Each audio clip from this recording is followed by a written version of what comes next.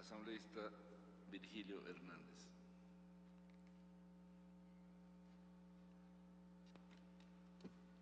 Muchas gracias, señor presidente.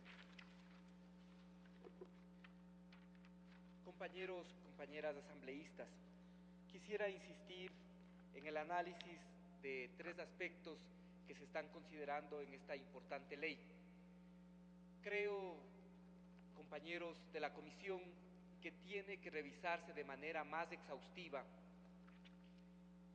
aquella reforma mediante la cual les quitan a los gobiernos seccionales la posibilidad de que nombren a sus propios auditores internos y que estos sean nombrados tanto por el Contralor General del Estado y que sean de libre remoción por parte del Contralor. Creo que aquí hay una disposición bien clara del artículo 238 de la Constitución del Estado que señala que estos gobiernos son gobiernos autónomos, y para entender la autonomía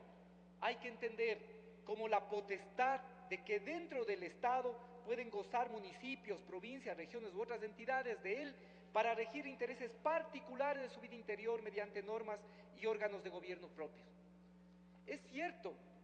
que aquí, como ha señalado y como señala el informe, que el artículo 212 de la Constitución señala que serán funciones de la Contraloría General del Estado, además de las que determine la ley, dirigir. Veamos y atendamos bien a lo que nos está diciendo la Constitución: dirigir el sistema de control administrativo que se compone de auditoría interna, auditoría externa y de control interno de las entidades del sector público. No puede entenderse que la dirección, que el dirigir, en este caso un sistema de control, signifique al mismo tiempo la capacidad de nominar a quienes van a hacer ese sistema de control y a quienes van a tener la capacidad de auditoría interna. Eso equivaldría a pensar que en un organismo colegiado, quien dirige ese organismo colegiado puede tener la capacidad nominadora para establecer quienes conforman ese organismo. La Constitución está hablando de un sistema de control, la dirección de un sistema de control, pero no significa que la dirección del sistema de control le otorga capacidades nominadoras para que los funcionarios de ese sistema de control sean puestos a discreción de la Contraloría. El tema de las auditorías internas no funciona solo como un mecanismo de control, sino que adicionalmente tiene que ver o funciona como un organismo asesor de la autoridad ejecutiva de los gobiernos seccionales. No podemos repetir esa versión centralista que ahora también se refleja en esta ley, cuando se intenta sobrepasar lo que expresamente la Constitución señala y lo que las leyes vigentes también lo reconocen, y más aún si vamos a tratar una ley orgánica que tiene que ver precisamente con la organización del territorio, la descentralización y la posibilidad de constitución de autonomías. Por lo tanto, yo insisto en este sentido, en que es necesario respetar la autonomía que la Constitución establece, y en función de esa autonomía que la Constitución establece, no se puede establecer que los auditores internos sean nombrados por el Contralor y además sean de libre remoción del Contralor. Pongamos atención a lo que dice la Constitución: la dirección del sistema de control no implica la nominación de encargados de ese sistema de control. Segundo, respecto al tema relacionado con esta reforma que hace la Comisión de examinar y juzgar todos los fondos destinados a la seguridad nacional. En el siguiente punto, estimados compañeros, vamos a tratar en profundidad este tema, pero creo que es necesario establecer algunos criterios y sobre todo establecer que la concepción de la Constitución, como aquí también lo supo expresar cuando nos acompañó el exministro Gustavo Larrea, es una concepción que supera la doctrina de la seguridad nacional,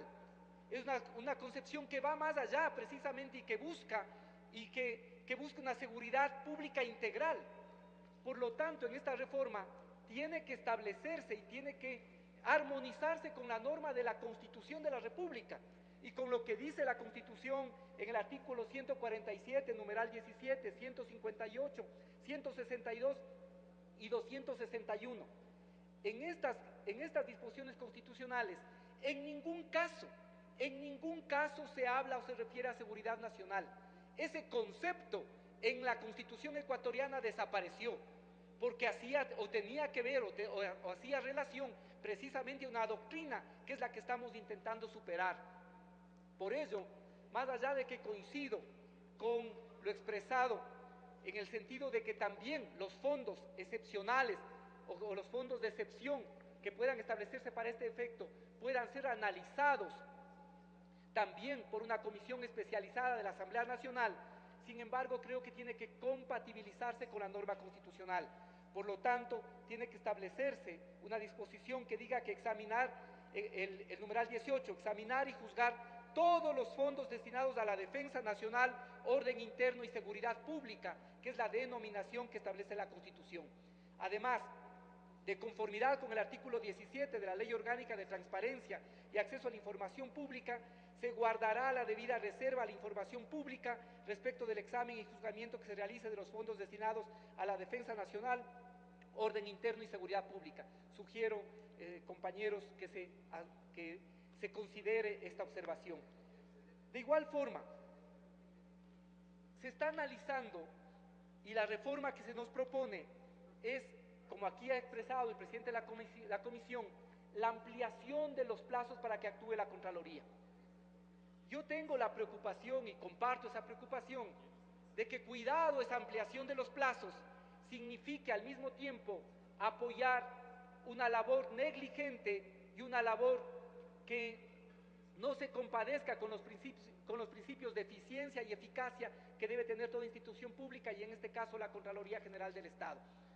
Cuidado con que esa ampliación signifique al mismo tiempo la posibilidad y la discreción para que no se actúe de manera diligente en tanto en lo que significa la potestad de determinación por parte de la Contraloría como en la potestad resolutoria.